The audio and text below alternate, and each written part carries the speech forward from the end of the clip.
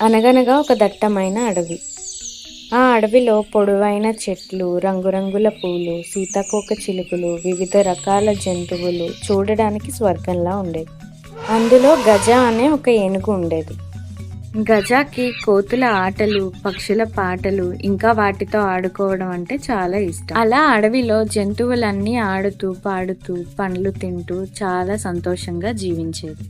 అలా కాలం గడుస్తూ ఉండగా భయంకరమైన ఎండలకి నది ఎండిపోయింది. జంతువులకి తాగడానికి నీళ్లు లేక, తినడానికి తిండి లేక నీరసించిపోయాయి. అప్పుడు గజ తన అమ్మమ్మ చెప్పిన మాటని గుర్తు చేసుకున్నాడు. పాత వటవృక్షం కింద వాగు దాగి ఉంటుంది కదా. వెంటనే గజ ఆ వాగుకి దారి వెతకటం కోసం చిలుకని, ఉడతని సాయం అడుగుతాడు.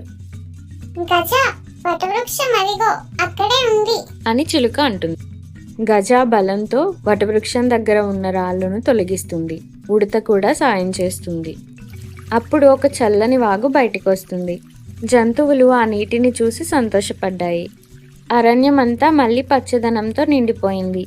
అందరూ గజాకి కృతజ్ఞతలు చెప్పారు. అప్పుడు గజ నవ్వుతూ ఇలా అంటాడు. ఈ రోజు నా వల్ల మీరంతా ఆనందంగా ఉన్నారు. అదే నాకు సంతోషం. మనలో ఉన్న శక్తి, బలం ఇతరులకి మేలు చేయడానికి ఉపయోగించినప్పుడు మాత్రమే వాటికి విలువ ఉంటుంది అన్నది ఈ కథ యొక్క నీతి.